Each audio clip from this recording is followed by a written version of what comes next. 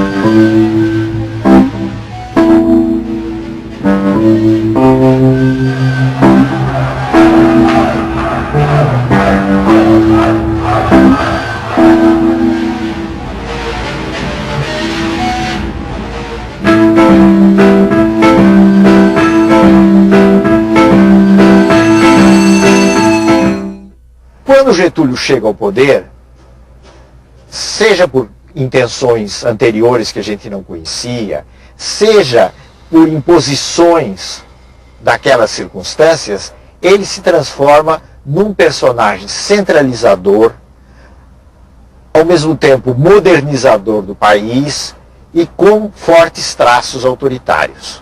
Tanto assim que os anos de 1930 a 1945, os 15 anos em que ele esteve no poder, são conhecidos geralmente como a Era Vargas.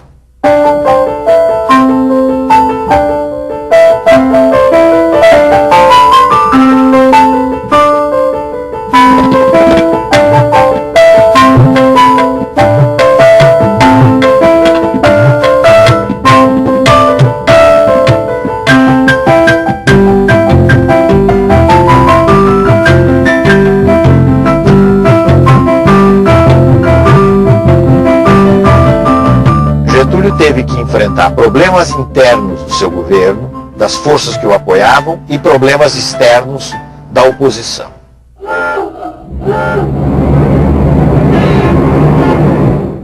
O problema maior que Getúlio teve que lidar entre as forças que o apoiavam, talvez tenha sido o problema do tenentismo. Porque os tenentes haviam apoiado a Revolução de 30, mas tinham suas ideias próprias a respeito do que devia ser feito. Então houve um verdadeiro confronto entre o governo Getúlio e os tenentes. O confronto nunca foi um confronto armado, entenda-se bem, foi uma disputa política. Esse confronto acabou terminando com um triunfo do governo Vargas. Então, os tenentes ou saíram do exército, ou se integraram em alguns movimentos radicais, ou em sua maioria passaram a apoiar o governo Getúlio.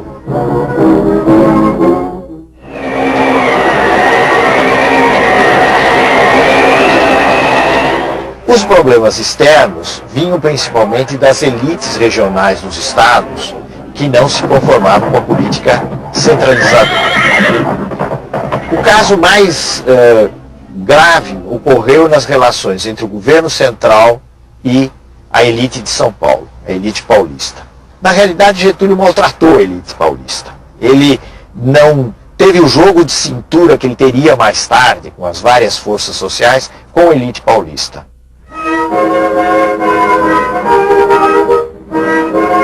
Isso deu origem a muitas resistências e acabou gerando a Revolução de 1932. O heróico a luta feito, firma sua tradição, tendo nas mãos o direito e a pátria no coração.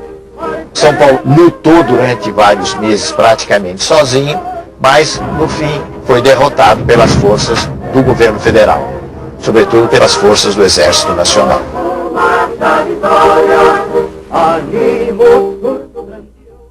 A Revolução de 1932 foi chamada de Revolução Constitucionalista porque os revolucionários queriam que fosse interrompida a ditadura que Getúlio tinha implantado, que ele denominou de governo provisório, ele não falava em ditadura nessa época,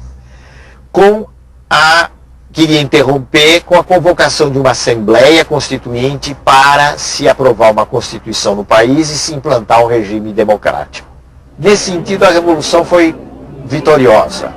Ela foi derrotada pelas armas, mas ela pôs na ordem do dia a necessidade que havia de se dar uma forma legal para o país. E se interrompeu o governo que Getúlio estava chefiando e que era chamado de governo provisório. Então, Getúlio Vargas convocou eleições, que foram realizadas em maio de 1933, para uma Assembleia Constituinte. Essa Constituinte aprovou uma Constituição em julho de 1934. 16 de julho de 1934. A República Brasileira tinha sua segunda Constituição. Jornada de 8 horas, proibição de trabalho a menores de 14 anos, repouso semanal obrigatório, férias remuneradas, eram alguns dos... Mas talvez, do ponto de vista político, a coisa mais importante da Constituição de 1934 foi a instituição do voto secreto. Essa Assembleia, depois que se reuniu e aprovou a Constituição, foi ela mesma quem elegeu presidente da República por voto indireto, o Getúlio Vargas. Em frente ao Palácio Tiradentes, o povo assiste à chegada do carro presidencial. Uma delegação de constituintes recepciona o chefe do Executivo. O recinto da Câmara dos Deputados estava completamente lotado. Há 8 anos que não se realizava uma cerimônia deste gênero.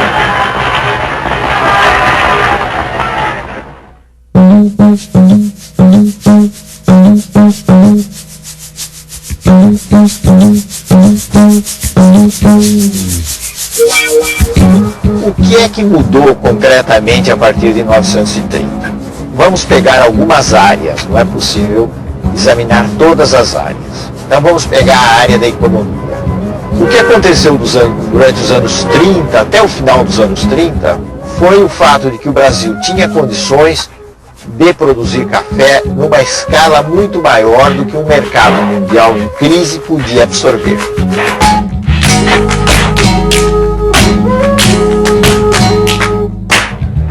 Então, se realizou toda uma política de queima do café. O governo comprava o café dos cafeicultores e queimava o café para regular a oferta no mercado internacional.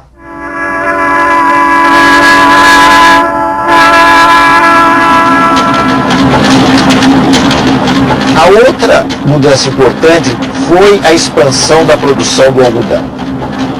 Então, nesse momento de crise, o algodão, de certo modo, veio em socorro das exportações brasileiras.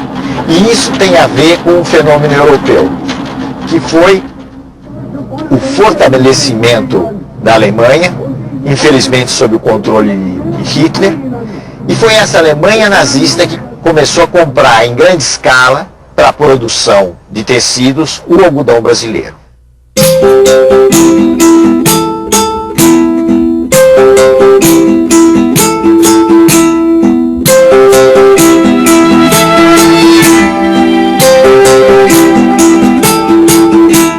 O impulso inicial dessa industrialização brasileira no pós-30 foi proporcionado exatamente pelas condições da crise mundial.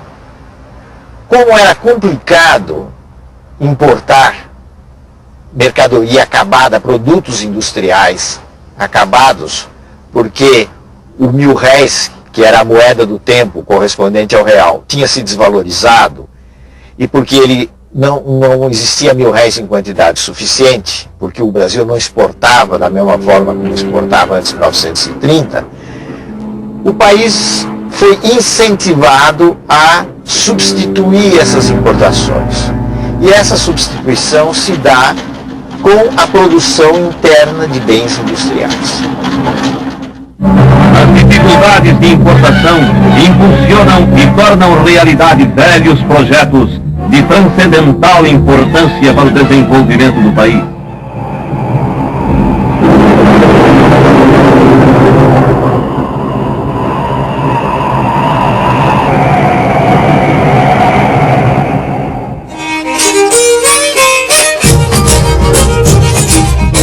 Sobretudo a partir de 1930, com exceção dos japoneses, a mão de obra estrangeira deixou de vir para o Brasil. E a mão de obra utilizada nos grandes centros do Centro-Sul foi principalmente aquela que migrou de pequenas cidades mineiras e que migrou do Nordeste, entrando principalmente na atividade da construção civil e da atividade industrial.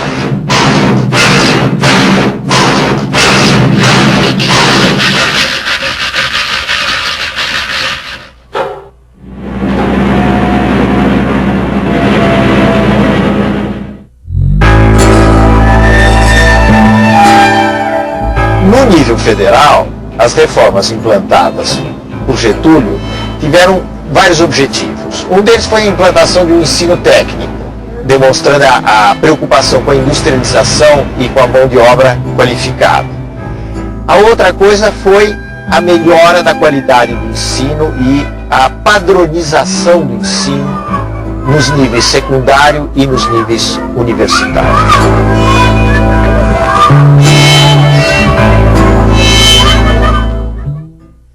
Tudo isso foi muito importante, mas nós não devemos esquecer também o fato que a política getulista liquidou as condições de existência de um sindicalismo autônomo, isto é, de uma organização própria dos trabalhadores. Ele fez tudo isso de cima para baixo, autoritariamente, como era o seu estilo.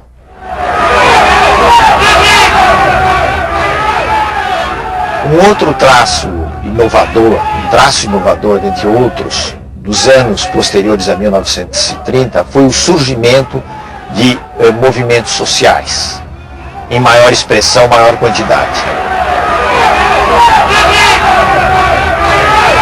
Dentre esses movimentos, nós devemos destacar principalmente dois. Um de extrema direita, que era o integralismo, e um de extrema esquerda, que era o movimento comunista. O movimento integralista estava inspirado no fascismo e tinha como seu líder mais importante Plínio Salgado, que era um político de São Paulo, um jornalista e um político de São Paulo. E foi organizada em nosso país uma agremiação política que tomou o nome de Ação Integralista Brasileira, a qual se caracterizava, sobremodo, pela formação de milícias uniformizadas com camisas verdes e pelos marciais desfiles que realizava. Os integralistas eram nacionalistas, totalitários, adversários das liberdades democráticas e acreditavam num regime sustentado por um partido único. Eles apoiaram Getúlio Vargas na esperança de que através de Getúlio eles chegassem ao poder. Getúlio lhes deu alguma corda até o golpe do Estado Novo, até novembro de 1937. A partir daí os integralistas foram marginalizados, uma parte deles tentou um golpe que fracassou e o movimento deixou de ter importância maior na cena política. Os comunistas tinham uma outra tática, que era a tática de enfrentamento, a tática de oposição. E com isso eles chocaram de frente com o governo Getúlio. Eles formaram um organismo, a Aliança Nacional Libertadora, que pretendia ser uma grande frente popular contra o governo Getúlio e por grandes reformas no país.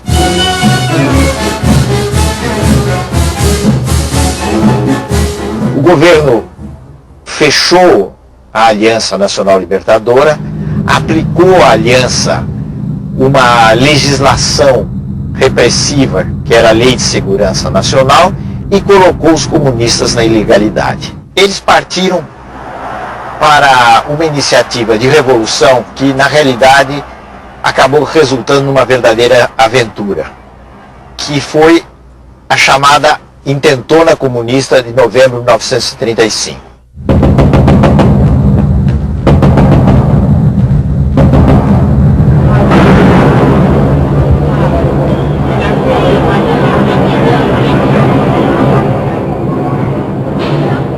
A consequência mais importante da insurreição comunista de 1935 foi o fato de que ela deu o pretexto que o Getúlio Vargas e os círculos do governo, principalmente a cúpula do exército, estavam esperando para iniciar uma repressão no país e, mais do que isso, preparar o caminho para a instalação de um regime autoritário. Isso se fez através do golpe que instituiu o Estado Novo, o golpe de 10 de novembro de 1937.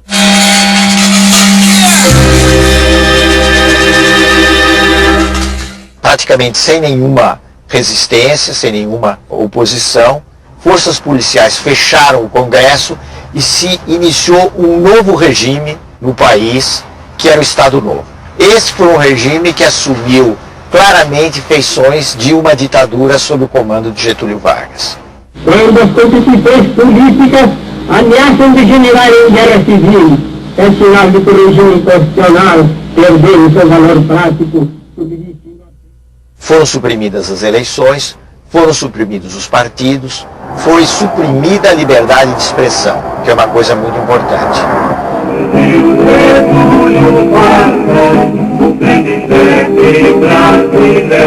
Na maneira de ver de Getúlio e dos generais e dos círculos civis que apoiavam Getúlio, não deveria haver lugar para partidos no país. Os partidos eram parte, eram coisas nocivas à organização do país. Era preciso organizar um todo nacional, de cima para baixo, tendo como chefe supremo o chefe da nação, ou seja, Getúlio Vargas. Getúlio Vargas cuida do lar do trabalhador brasileiro. Aqui o vemos inaugurando as primeiras casas de uma série que planejou para todo o território nacional como habitação condigna dos obreiros da grandeza do Brasil. Tendo ao lado sua esposa, Dona Darcy Vargas, vemos o presidente da República, acompanhado pelo senhor Gustavo Capanema e outras autoridades, inaugurando o Hospital Estácio de Sá, na capital. Getúlio Vargas inaugurava o Instituto Nacional do Livro. Aqui o vemos em companhia do senhor Herbert Moses. O presidente da República assistia à grande parada militar comemorativa de nossa independência.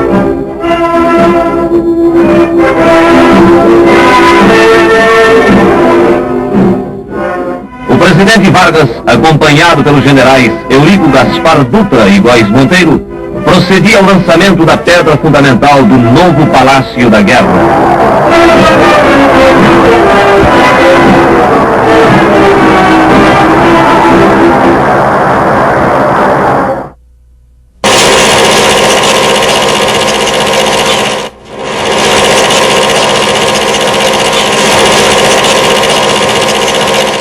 Especialmente no Estado Novo, houve uma ampla utilização do cinema, do teatro, do jornal, do rádio, que tinha uma importância muito grande, para enaltecer as façanhas do governo Getúlio e do Estado Novo. O ambiente nacional tem reagido sabiamente contra esses agentes de perturbação e desordem. A propaganda insidiosa e dissolvente apenas impressionou os pobres de espírito e serviu para agitar os mal-intencionados. E isso representou alguma coisa de muito diferente, vamos dizer assim, de inovador, se considerarmos o que era o Brasil anterior a esse período.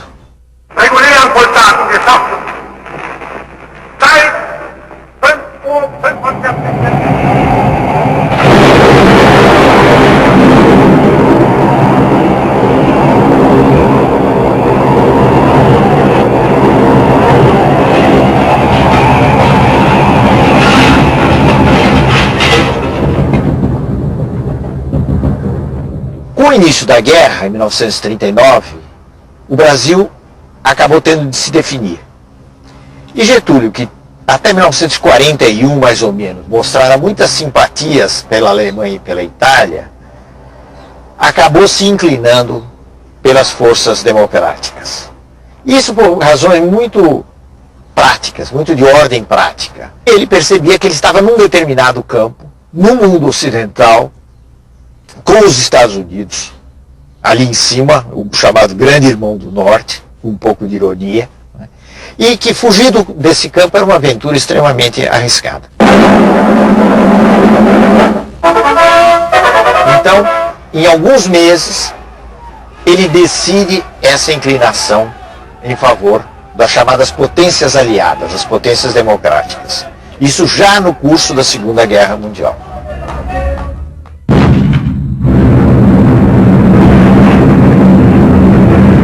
Aí as investidas dos alemães contra a Marinha brasileira levaram mais rapidamente à ruptura de relações com os países do eixo, Alemanha, Itália, depois o Japão, e finalmente a declaração de guerra contra esses países. Aqui esta manhã para receber uma nova força expedicionária que justamente nesse momento está chegando para se juntar aos combatentes de tantas outras nações que já se engajaram na frente da guerra. É a força expedicionária brasileira, a primeira força do Brasil, a primeira da América Latina que atravessa o mar. Essa força expedicionária é o mar da Cuba. É uma tropa bem disciplinada. O Brasil se reuniu com o seu exército para se bater no solo italiano ao lado dos canadenses na televisão. Estamos finalizando agora. Vocês certamente ouviram muito do seu passo de marcha que desce pela frente do grande transporte do banco.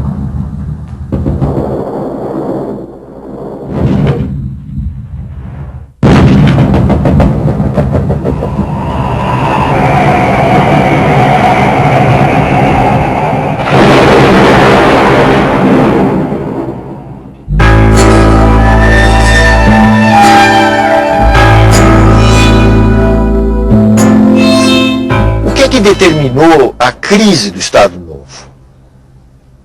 Houve fatores externos e houve fatores internos que se conjugaram, que se juntaram. O fator externo foi a vitória cada vez mais anunciada das forças democráticas no mundo na Segunda Guerra Mundial. Então, é como se todas aquelas antigas ideias que vinham do começo dos anos 30, todas elas autoritárias, entrassem em crise, se desprestigiassem, e a ideia de democracia, o direito de intervenção na nação, nos destinos da nação, se tornasse uma ideia muito forte.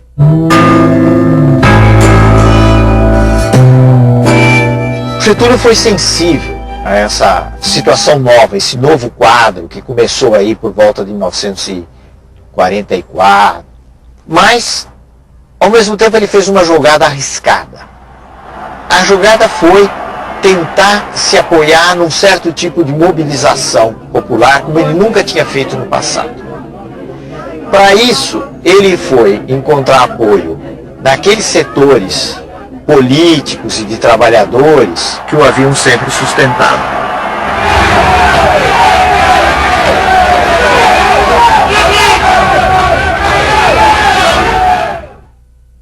Essa mobilização desagradou os meios militares, desagradou gente como o general Góes Monteiro, o general Dutra, que haviam sido os articuladores do Estado Novo. Então muitas vezes se diz que o Estado Novo foi derrubado por aqueles mesmos homens que o haviam implantado. Já fiz a minha parte na grande tarefa de mobilizar para o engrandecimento comum as forças criadoras da nacionalidade. Getúlio foi deposto praticamente a frio, e duas coisas são importantes. Primeiro, que ele conservou intacto o seu prestígio popular. E a outra coisa é que não houve, da parte dos generais e das elites civis que depuseram Getúlio, a intenção de jogá-lo para fora do jogo político. E a crise teve como consequência a renúncia de Getúlio Vargas, que em 29 de outubro de 45 deixou o Catete rumo a Itu, sua fazenda no município de São Borja.